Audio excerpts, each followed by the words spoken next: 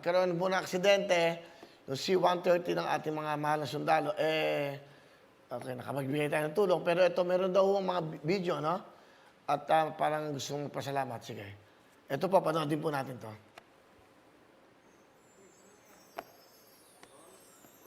Lahi mo, dugo mo, Pilipino ka eh. Tama po. Di ba? But anyway, meron nun dalawang kapatid na pumanaw na at ang kanilang lola. Ito hong pangyayaring to, kailangan nun nalalaman natin kung ano yung sitwasyon natin mga kababayan. Napakalungkot ito. Lalong-lalo na sa mga naiwang pamilya. Yung pong namatay na 17, si Jemar Bob Hakam at si Tan Bob Hakam, 14 years old. Dalawa yun, saka si Lola, tatlo.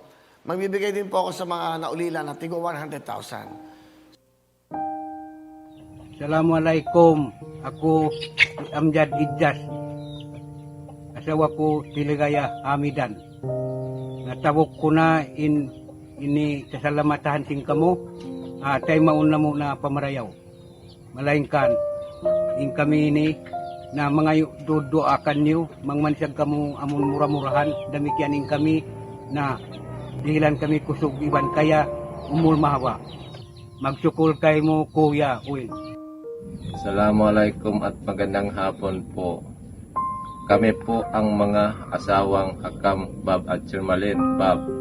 Kami po ang mga magulang dalawang bata na matay na damay sa pagbagsak ng eroplano na sina Jemar Hakam at Tan Hakam sa barangay Bangkal, Patikol, Solo.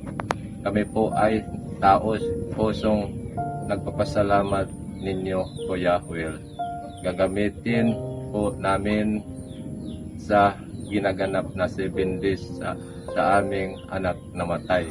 Maraming salamat, Kuya Will. Malaking tulong to.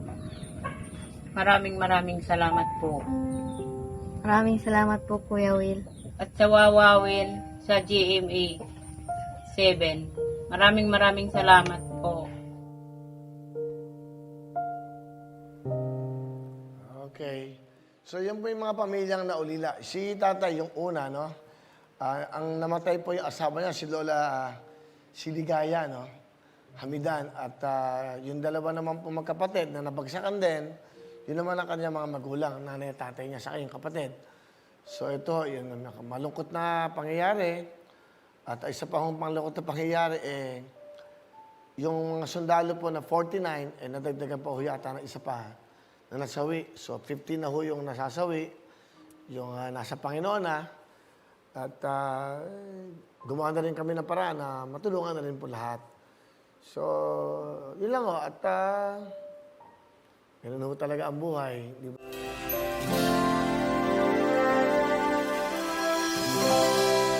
Hello mga kapuso! Ako po si Ipon. Minabati ko unang-una dyan mga kaipo natin, mga kaskwami ko dyan. Nagustuhan nyo ba ang video na to?